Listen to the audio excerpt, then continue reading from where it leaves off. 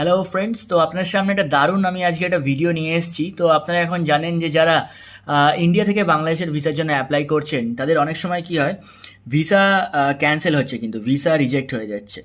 তো যেটা হয়, যেটা যারা আপনারা অবশ্যই যারা কলকাতা থেকে অ্যাপ্লাই করছেন, কলকাতার হেড অফিস থেকে অ্যাপ্লাই করছেন, তাদের ম্যাক্সিমাম 3 মাসের পে থাকছেন কিংবা 6 মাসের পে থাকছেন। আমার এই ভিসাটা আমি পেয়েছিলাম আগস্ট মাসে অ্যাপ্লাই করেছিলাম, তো 2025-এর, এটা হচ্ছে 6 মাসের আমার ভিসা ছিল। তো 6 মাসের আমি এখানে ভিসা পেয়েছিলাম, তাছাড়া বাদ বাকি 3 মাসের ভিসা পেয়েছিলাম। এর বাইরে আমি এর বেশি কোনো ভিসা পাইনি। তো বর্তমানে অনেকে ভিসা রিজেকশন খাচ্ছেন, ভিসা রিজেক্ট হচ্ছে। তো এবারে আমি একটা জিনিস দেখাই, জাস্ট আজকের ভিডিওটা আমি বানাচ্ছি হচ্ছে আজকে 10 অক্টোবর 2025। তো আমি একটা নতুন বাংলাদেশের ভিসা অ্যাপ্লাই করেছি। এটা নিউ দিল্লি থেকে আমি অ্যাপ্লাই করলাম, কারণ কলকাতা থেকে অনেক রিজেকশন খেলাম, তো রিজেক্ট হলো। তো এটা আমি পেয়েছি দেখুন 1 অক্টোবর 2025 থেকে 1 অক্টোবর 2026, 1 বছরের ট্যুরিস্ট ভিসা এটা গাইস।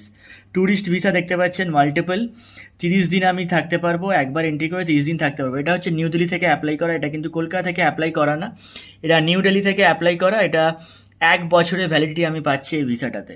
তো গাইজ, আপনারা যারা চাচ্ছেন যে এরমভাবে বাংলাদেশের 1 বছরের ভিসা চাচ্ছেন, যারা কলকাতা থেকে আছেন কিংবা কীভাবে অ্যাপ্লাই করবেন, তারা আমার সাথে যোগাযোগ করতে পারেন, এখানে নিচে কমেন্ট করতে পারেন।